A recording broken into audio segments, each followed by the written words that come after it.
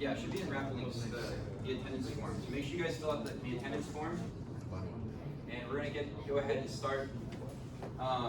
So anyway, yeah, welcome to the first RAP lecture. This is a RAP hardware lecture, so we're gonna be going over exclusively RF and analog contents related to the RAP system. And the first lecture is about RF basics, right? So the basics of RF to get you kind of understanding just basically what the RF system is, what it does, what it means when I say, you know, the gain is 10 dB, right? What is a dB? Okay, it's simple stuff like this. It should be a review for a lot of you who have taken 110 or something, maybe 101B, but there's some new stuff in here too, right? So anyway, let's do some officer introductions, right? So I'm Seth, I'm a 4th year EE, so I handle all RF analog stuff in RAP. You can contact me here, and I'll post these slides later too, so you don't have to like worry about it. And that's Adrian back there. You want to introduce yourself? Yeah, sure. So I'm the software lead for RAP. You'll hear more about me in the next lecture, I guess. Yeah. Okay. So let's go over some quick logistics. So make sure you assign yourself the RAP role so you can put in the RAP links channel. And then you also see all of our announcements because we don't necessarily want to be putting all announcements over email or something. But yeah. So some more logistics. Make sure you submit the lab safety forms. This should be in your emails and on the server and in the syllabus and everything. So make sure you please do this. Make sure you submit your deposits. And you can do Venmo, you can do Zelle, you can do cash, right? If you do cash, you can raise me now or later, as long as it's just at some point. And that's basically it for logistics. So now we can actually go straight into the content. So here's how we're gonna break it up.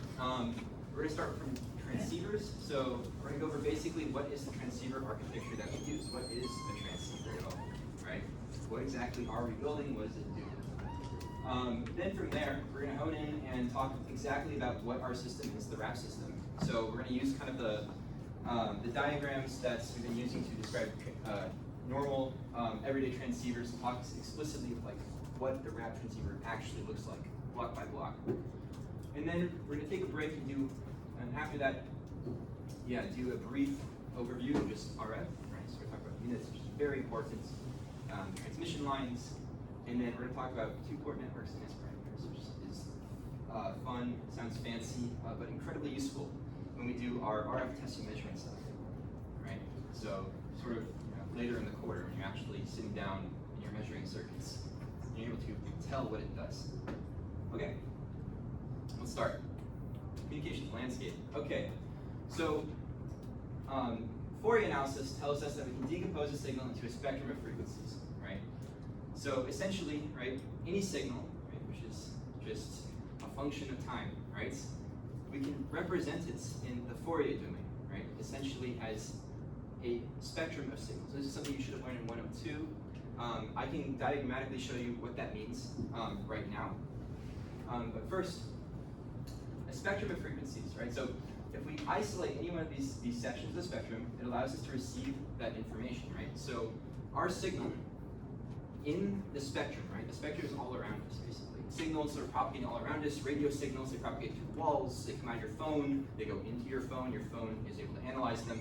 And your phone can't take in every single frequency, right? It needs to select a band of those frequencies because that's the band it's been assigned, right?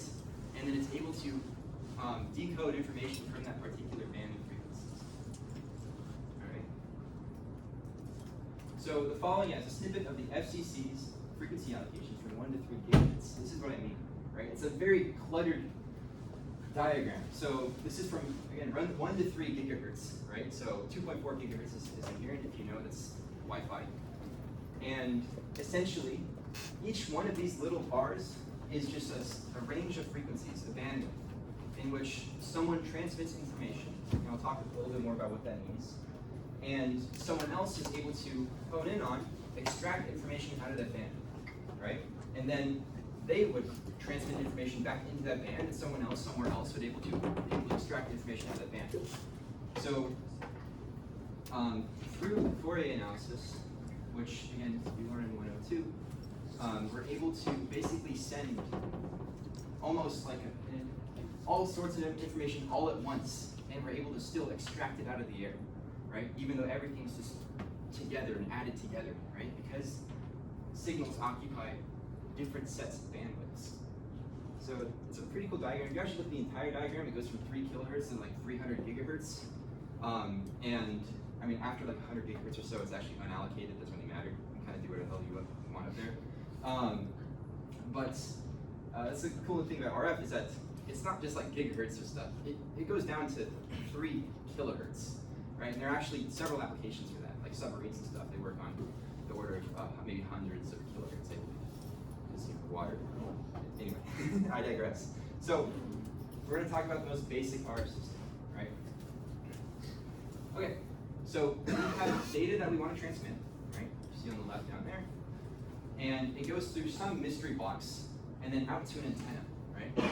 And this antenna converts our signals into electromagnetic waves, and these electromagnetic waves propagates through free space, and then they land at another antenna, right? So it's transformed into an electromagnetic wave, it propagates through space, or what we call the channel. And that electromagnetic wave is received back and transformed back into data. Right? It's pretty simple. And this is exactly what our system does. It takes data, like actual bits, and it converts it into an electromagnetic wave. This electromagnetic wave propagates at the speed of light, reaches our receiving antenna, and then we're able to turn that electromagnetic wave back into a signal and get our data out. So what kind of data are we actually sending?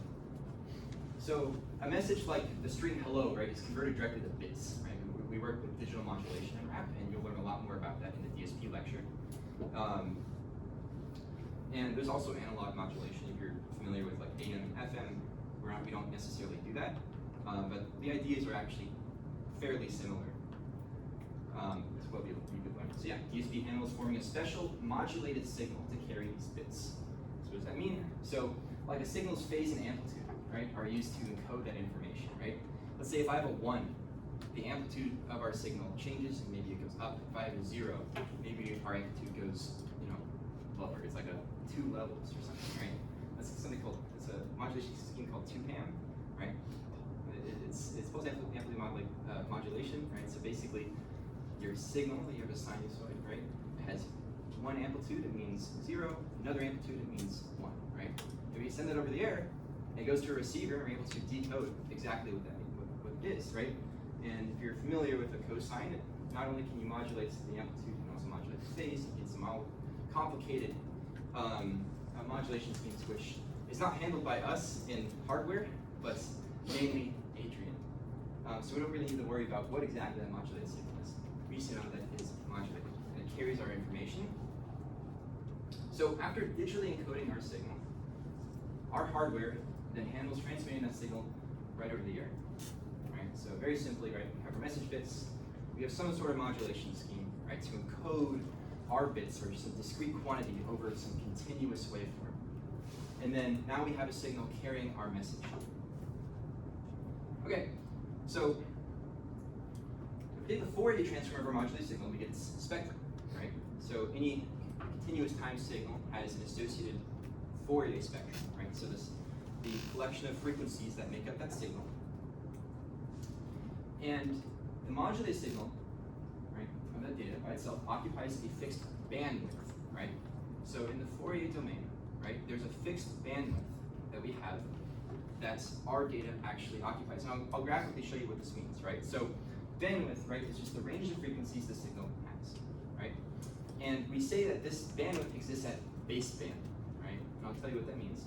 So the frequency spectrum of our data it's basically the bandwidth our data occupies around 0 hertz or DC, right? So just to show you diagrammatically, right, if we have a signal in the time domain, right, if we take the Fourier transform of it, we get something in the frequency domain, right?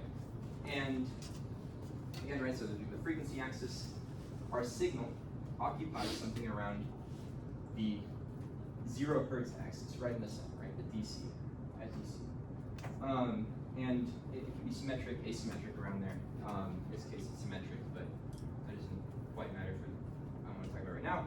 But all you need to know is it just occupies a bandwidth B.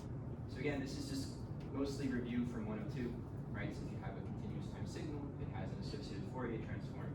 They're equivalent representations of the same thing. Okay, so if I have an entirely different signal, it's going to equivalently also occupy some bandwidth, right? And it's going to look like a little bit different than this, but it's going to be centered around 0 hertz in this case. Okay. So now that we have our signal, right, existing in the frequency domain, we need some way of changing its frequency, and I'll tell you why. So we can't send our data directly over the channel, and this is because if everyone sent their baseband signal, we would all interfere, right? As I told you before, a lot of signals have a Fourier transform like this, right? So if we were able to somehow send this signal over the air, they'd all kind of just be occupying this frequency range right here. And they all kind of constructively or destructively interfere with each other. And if we try taking the inverse Fourier transform, we get some trash signal, right? We won't be able to decode our information. So basically what I'm trying to motivate here is a way of taking this signal, just shifting it over here, for instance, right? So that another signal can, occupy the same physical space that it does, right? Because it occupies a different frequency. And so again, to talk about that, right? One other thing actually too is that since we're at baseband, right, near 0 hertz, we need like a massive antenna, right, to be able to transmit something like this, which is not realizable. Your phone's antenna, right, is supposed to transmit, let's say if it's at like 2.4 gigahertz, that's around like 10 centimeters.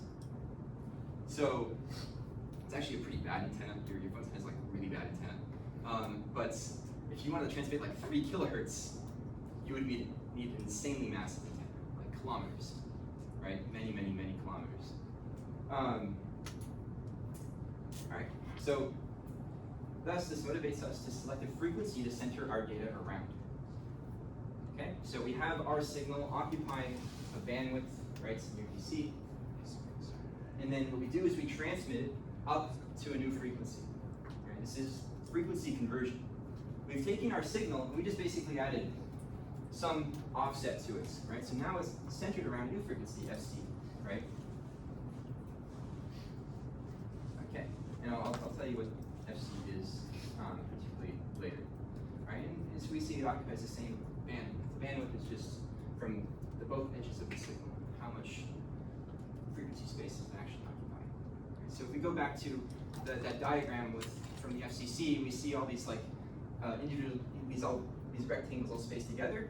That's exactly where these signals would lie, right? We've seen the Fourier domain, all of these signals together, all occupying different bandwidths, all at different frequency offsets. So then we need a way, right, to take this frequency offset, convert it back down to this signal, and then and then we have our signal, right? So we have a modulated signal. So then we have our information. We'll get there later. Okay.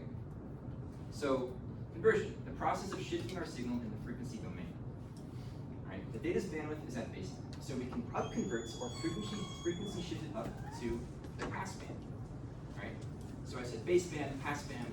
So baseband is what our data actually naturally occupies, the kind of bandwidth it occupies, and passband is the actual bandwidth that it occupies once we shift it. All right. So it's the frequency spectrum our data occupies around a selected carrier frequency that we send over the air. Is everyone like relatively following, by the way? Yeah. Okay. Cool. And our receiver, right, will downconvert back to the baseband. Right. So we have our transmitter, which will take our signal baseband. It'll then upconvert it to our RF. It'll upconvert it to our carrier, right? Center around our carrier. And then our receiver will take our carrier, right, that we just extract from the air, and then downconvert it back down the baseband. Okay. So here's what our system does. So to put numbers to it, right? We digitally upconvert from 0 hertz to 1 megahertz. Essentially, I'm not going to explain exactly why we do it digitally.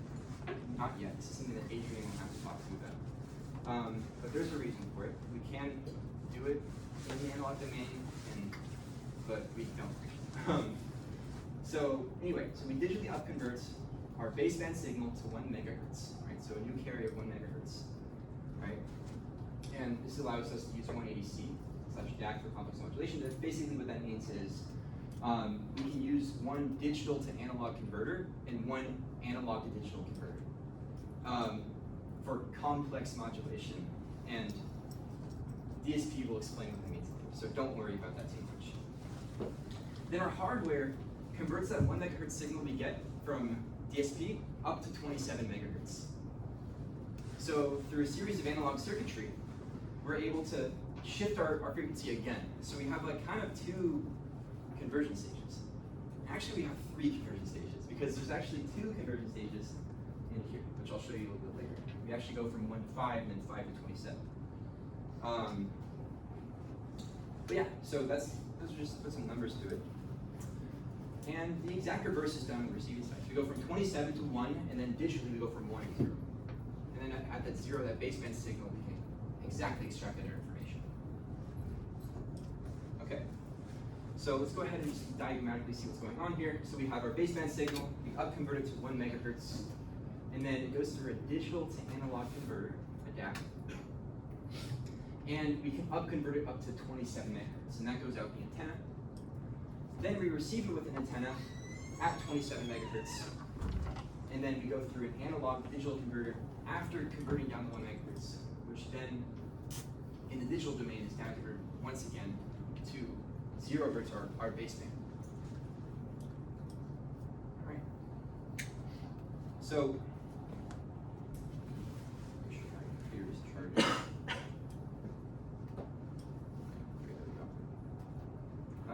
Okay, so how do we up and down convert? Like, how do you realistically do this in a circuit?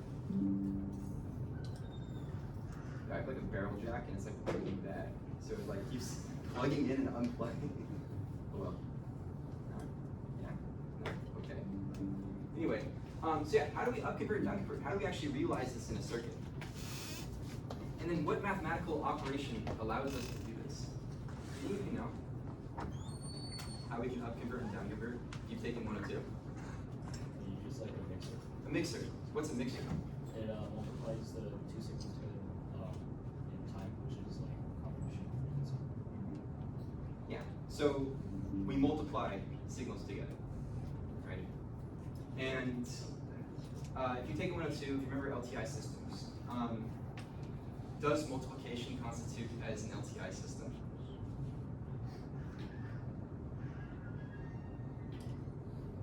Right?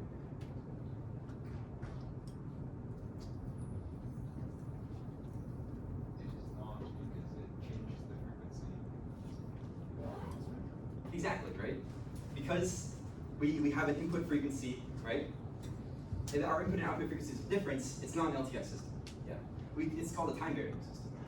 It's not nonlinear. It's actually a misconception too. It's not a nonlinear system, it's a time varying system. But we don't have to worry about the nitty-gritty there, actually. It's not super relevant to us. So anyway, we know that we have to kind of do some mixing process or multiplication. We need some way of multiplying our signals. I'm going to kind of mathematically show you what that means. So another name for this is called heterodyning, right? So you might hear like a super heterodyning receiver.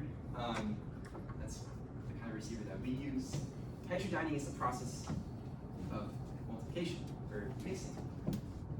It's taking 2 different frequencies and multiplying them together to get a new frequency. Okay, so this right here is a diagram for a mixer, right? We're not going to worry the actual circuit inside. It's a pretty cool circuit. But we'll talk about that next quarter, actually. For now, just look at the input of this mixer, right? On the left, we have, we'll call that for now XIF, right? It's a cosine, so 2 pi FIFT. And then below is XLO, right? It's cosine 2 pi FLOT, right? So on the output, it's just a product of them, right? You can take the product of two cosines, you'll notice that we get the sum of their frequencies out and the difference of their frequencies out. So we get two frequency components on the output. So if we're just able to, for instance, isolate this guy right here, we can shift up our frequency, right, to a new carrier.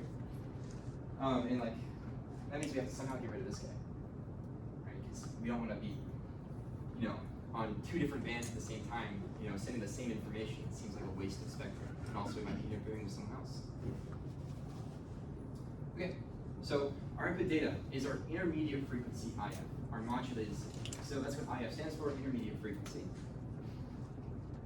Our reference signal on the bottom there is our local oscillator, LO. It's just some fixed frequency, or it can be variable. And our output signal is our RF. So our radio frequency, right? Which makes sense. We have our intermediate frequency, some mid-frequency like 1 megahertz, in our case is our IF. And we mix it with a local oscillator, our LO, and we get our radio frequency out. Okay, so it's called heterodyning, or mixing, and we get our sum and difference tones out of here. And finally, to get out our sum tone, we just use a bandpass filter, right? You should learn in normal circuits, your normal circuits classes. We use some sort of filter to make sure that we only capture the sum. Okay. So let's look at the diagram now of what's going on. So we have our signal at an IF, we multiply, and we get two tones out, all centered around our LO, IF away. And then we just simply use a bandpass filter, right? So we can get rid of this guy and only send this guy. And if we do have some actual signal occupying some bandwidth at baseband, we see that the same logic applies, actually, right? We just multiply it simply with another cosine, and we're able to shift it up, and then filter it, right? So we just need basically some way of just multiplying by cosine circuit, which we'll save until we go over the diode ring mixer circuit. Okay, so now this allows us to talk about the super heterodyne receiver, which is just like a fun name. I don't know why it's called super. It's not really obvious, to be quite fair. But it's this. So now there's a few more components on our diagram. I'm going to explain every single one. So before we saw the ADC, so we know this is an analog and digital converter. We see the mixer here. This right here is just a signal source, our LO. This is our antenna, obviously. We have a bandpass filter. We have a low noise amplifier here. We don't have to worry about what exactly it is, but it's just an amplifier. We have another filter, and then another amplifier. So this is a super heterodyne receiver, right? So putting it all together, this circuit takes a signal capture antenna, filters it, amplifies it with a low noise. It mixes it with a potentially variable LO. Now this is actually really interesting, right? So remember, like if we have an LO and an RF, we multiply. We can multiply our LO and our RF together, right? And we get the sum and difference of our LO and RF, right? So if we have the sum and difference, right, the RF minus the LO should give us the IF. So that's the working principle of the receiver, right? It's the direct opposite, where we use the subtraction of the two signals in order to get back down and measure our 1 megahertz signal, right? While in the transmitting stage, right, like I showed you in the last slide, we went up to a frequency, our LO plus IF. So right here, we use mixing, the same process, but we just bandpass filter the tone is the difference of the LO and the RF, right? Giving us our IF. And I'll show you the math for that actually a little bit later. And our signal is now the fixed IF is amplified and filtered again. Right? So that IF is then digitally converted down to baseband, and that's what the tree does. Okay. So this is a super heterodyne receiver, and this is like a very historically important receiver, and that's mainly because you can change the LO frequency, and this allows you to tune your receiver, right? So if you have a wide range of RFs in some band, right, that you need to be able to tune to, like an FM radio, right? You need some way of just changing your oscillator and then you can essentially change, down convert them every single, whatever bandwidth RF you want, down to some fixed frequency down here, this IF. So IF is always fixed.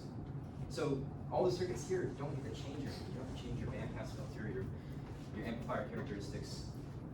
It's very, very, very, very powerful and like revolutionized radios. Okay. Yeah, transmission is basically just the reverse of this. As we've been sitting here, kind of just the same thing. So we use this process to, so we have the 27 megahertz signal. Yeah. And this process to convert it, it's done for 27 to 5 and 5 to 1, and then the 1 to 0 is the part that gets digitally down converted. Yes. Yes. What's up? If we were all transmitting the signal in the room together, would it interfere? Like, would it not transmit? So would you be transmitting a signal on the same frequency? Yeah, like if we're all doing it together and we're all transmitting at 27 megahertz, Yes. it just wouldn't work. Yeah. It wouldn't work. You get correct. Yeah. And considering that we're down converted device, do we have 2 of these circuits? Yes. I'll show you that when we go over the RAP system. You see 2 mixers in the circuit. Okay, so now we need to talk about the image frequency problem. So, as we see, down convert, we just multiply the RF by the LO, right? Here's what we get, right? So we multiply the RF by the LO, and, well, we get this. We get 2 pi times FIF, and then we have this right here, right? This is a very large frequency, so it's actually very easy to filter out. We don't really have to worry about that much. So we basically just get our cosine out and we're good, right? And you actually will notice that there's a 1/2 out here. So through the mixing process, like mathematically, we actually always get a loss in power because some of that power is put into this tone. Some ways you can play around with that, but that's something to keep in mind. That's kind of interesting. All right, so we can easily filter out the higher frequency term, leaving us just with the RF, the IF, and then it's possible to get interference from what's called the image frequency. Okay, so there are 2 frequencies that exist an IF away from the LO. All right, I'll show you this on the next slide in a diagram. So our RF is LO plus IF, right? But there's another frequency, right, which is at LO minus IF.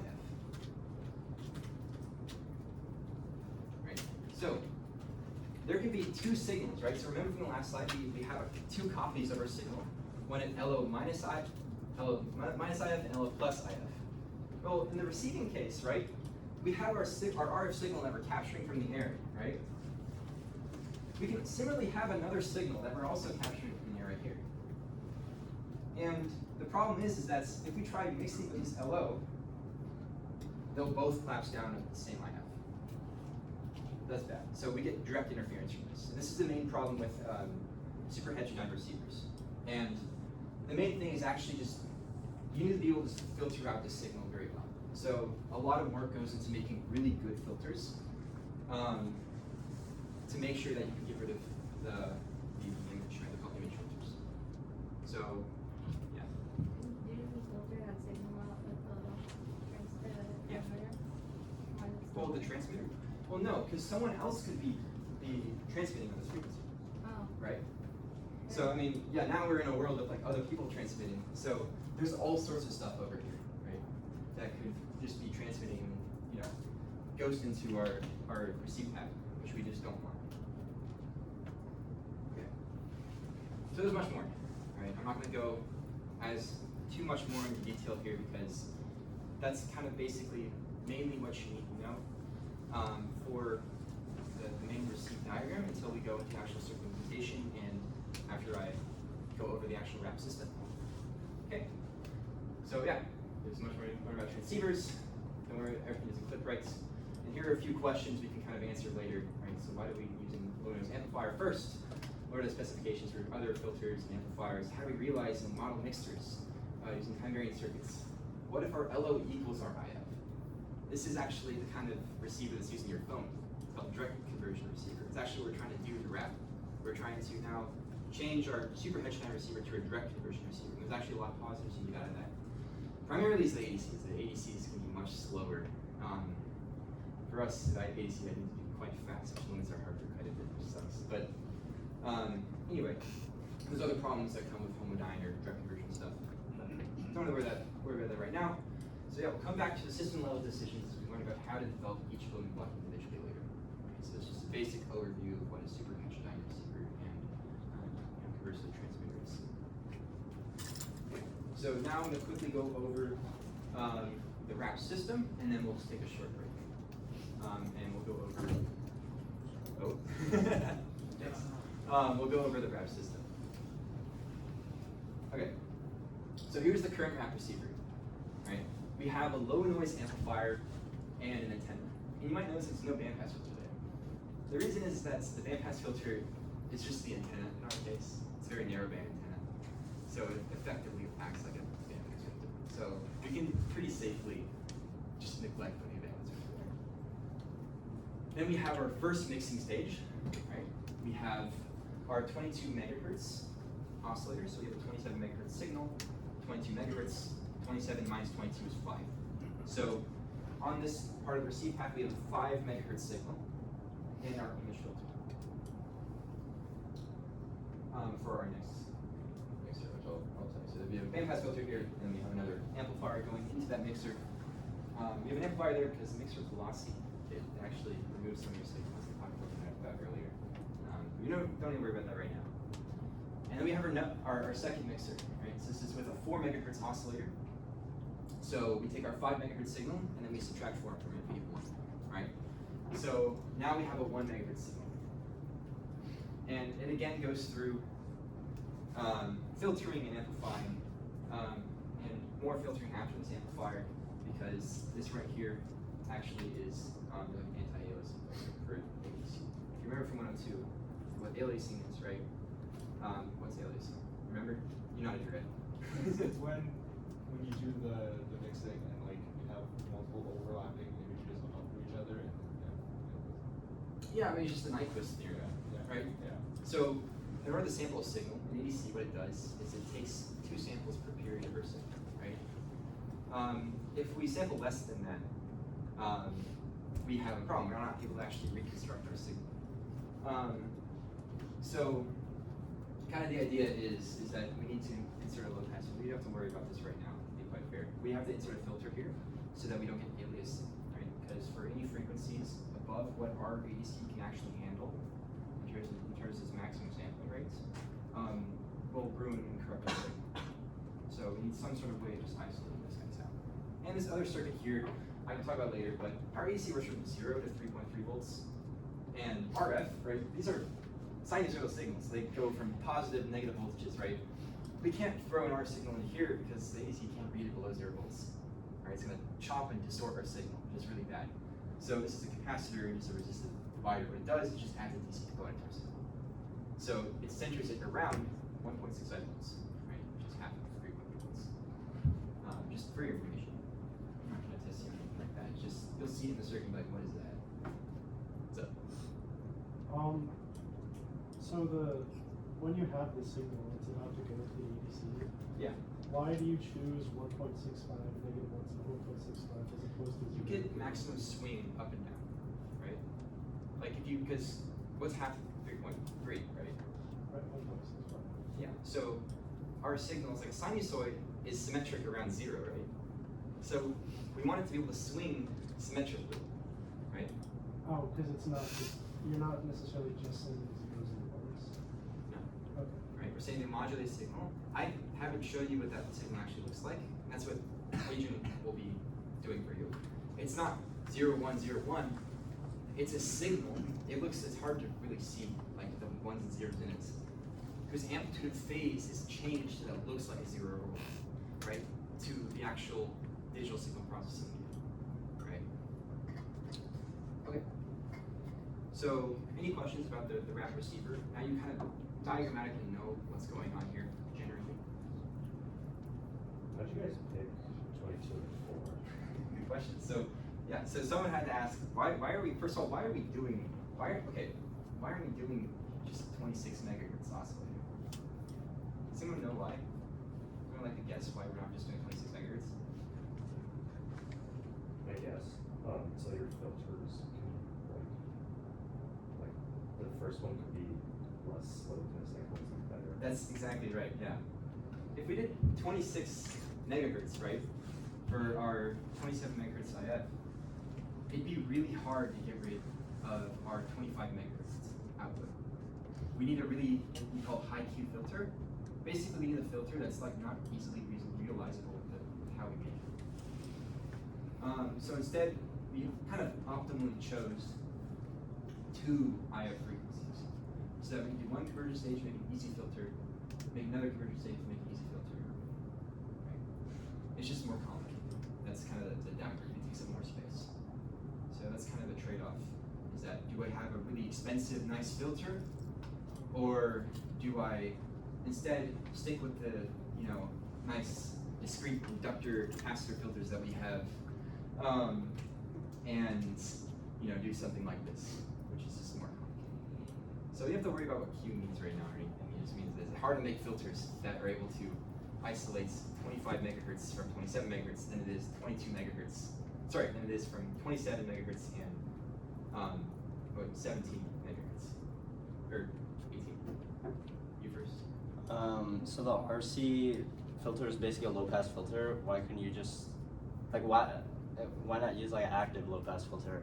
An active look at I mean, What right it here. would do? It would serve the same Look at purpose, this. right? Yeah. Oh, this is not operating as a low pass filter for us. This is- Oh, really? Yeah, it's operating just as a biasing circuit.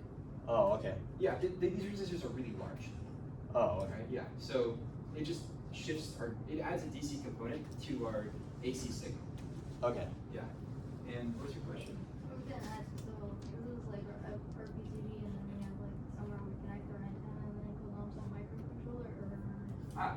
Yeah, so our ADC, right, it's on an STM32. We use an STM32's ADC. And currently, right, there's actually plans to change that, which would be really nice. Bypass the entire MCU part altogether. So usually you don't do digital signal processing in an MCU. Like RF signal processing, and maybe audio. But yeah, it's all handled on just an STM32. So if you use those before in like micromounts or something, that's kind of you'll be using maybe some more knowledge. Okay, so let's look at the transmitter real quick, and then we'll take a break. So we have a DAC, and then we have buffer. All this is just an amplifier with a gain of 1. The purpose of this is that the DAC, you know, can only output so much current before it breaks. And we don't want to break the DAC. So we put some circuit that just copies our signal and is able to supply more current. That's all the buffer is. Right? We'll learn how to make that. Then we have a mixing stage. So we have a 4 megahertz. We have a similar bandpass filter amplifier. And then the mixing stage, again, that's filter amplifier and our antenna. That's it. So What is the PA? power amplifier. Wow. Yeah. What's up? What's stopping us from just directly going from a digital signal to the output signal? Those exist. And the reason those are very new, because typically ADCs are really hard to make really fast. And so there's a lot of cool RF stock stuff that's happening where you're able to do direct, just straight to RF. But again, like to do that at realistic frequencies like gigahertz, you need a really fast ADC, right? Yeah. And that's, you know, yeah, it's just a little expensive, you know, like, you know, tens of thousands. I'm just saying, because like I could totally buy a 50 megahertz like buffer, like all band. Yeah, you can do this with an optic. Yeah. Exactly. Right. Like 1 megahertz, that's fine. And the DAC too, it's operating 1 megahertz, which is still fine, right? It's not the best. That's actually why we do direct conversion. So instead of just straight from the ADC to the antenna, or you know, the antenna to the DAC or something, we just have our LO equal to our RF. So we can directly up convert and directly down convert. But there's a caveat to this, that we actually need 2 ADCs and 2 DACs. Because if we have a complex modulated signal, then it has to be magically apart, and then they'll collapse onto each other as soon as we directly break it down and it'll interfere with itself. So you don't have to worry about that, and it doesn't matter until Adrian talks about it. What's up? So the amps are just straight up defined to go up at long voltages. Yes, that's it. has a gain of like 2, we multiply our input signal by 2. That's it, or negative 2. A lot of these amplifiers have negative gain, as we'll learn about. It doesn't really do anything. You know, it doesn't matter. It's phases is weird. Okay, and that's it. So we're gonna take like a 10-minute break. So I don't know, y'all can chill for 10 minutes.